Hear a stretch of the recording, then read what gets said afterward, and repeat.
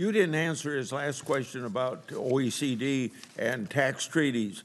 Is what you're proposing in any way a violation of the tax treaties that we've had with other countries? No, there's no violation in anything we've proposed with tax treaties that we've engaged in. This is something that the OECD considered very carefully, and there's no violation of our tax treaty. Well, we surely don't agree with your analysis of that. Only Congress has the power to approve tax treaties.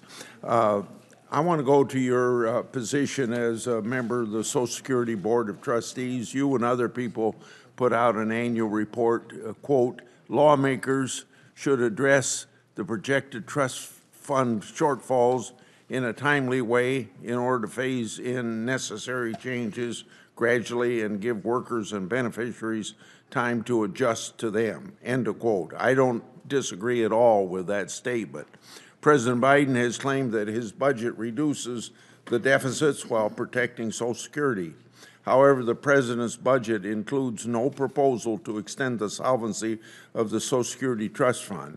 Anyone who knows that things get done around here know it takes presidential leadership to lead major reforms to Social Security. 40 years ago, that was a President Reagan and a Democrat Speaker of the House, Tip O'Neill, that put together a bipartisan agreement that was overwhelmingly approved by the Congress of the United States, and it has made Social Security sound at least through 2035. So I assume that you stand by your recommendations that lawmakers act sooner rather than later to shore up Social Security trust funds. So can Congress expect to see the president's proposal to put Social Security on a sound fiscal basis along the same ways, replicating the leadership of President Reagan and Tip O'Neill? President Biden stands ready to work with Congress to shore up Social Security and discuss possible approaches.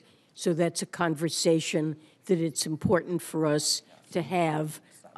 He has made explicit proposals in connection with Medicare and shoring it up.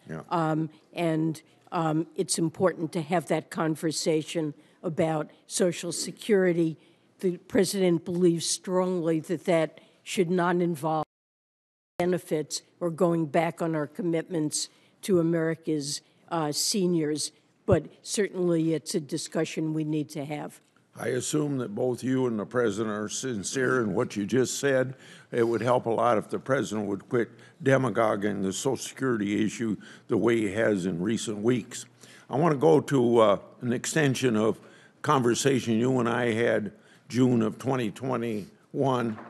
You defended concerns about the president's spending proposals fueling inflation and interest rates hikes by saying this, quote, if we ended up with a slightly higher interest rate environment, it would actually be a plus for society's point of view and the Fed's point of view, end of quote. I want to emphasize plus for a society's point of view. Now, when you made that statement, inflation was 5.4%, and the federal funds rate was effectively zero. Since that time, inflation hit a 40-year high, and the Fed has responded by aggressively hiking interest rates. As a result, families and small businesses are paying the price by way of higher interest rate costs for home loans and business lines of credit. Moreover, bank failures this past week highlighted how fragile our economy is given rising interest rates and decades-long inflation. So do you still see our inflation-driven interest rates hike as, using your words, a plus for society? I consider high inflation the number one economic problem that all of us need to face and address. It's the president's top priority. I was very supportive of the American Rescue Plan.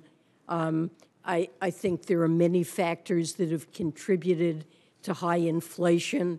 It's critical for the Fed to address it, and the president is doing all that he can, both through the Inflation Reduction Act, lowering costs of prescription drugs, lowering the cost of health care, using the Strategic Petroleum Reserve to try to lower and address higher gas and energy costs for Americans. It's critical for us to do what we can to bring inflation down and for the Fed to do its part as well. The Inflation Reduction Act was enacted at a time when I believe the greatest threat to our economy was that unemployment would remain shockingly high and that American families would be scarred by long-term job loss and losing the roofs over their heads. And I believe it was appropriate to take those actions. My time has run out. Just let me finally say this, that what you say about the Inflation Reduction Act, reducing inflation within the last 3 weeks, the CBO says that increased inflation. I yield. Thank you.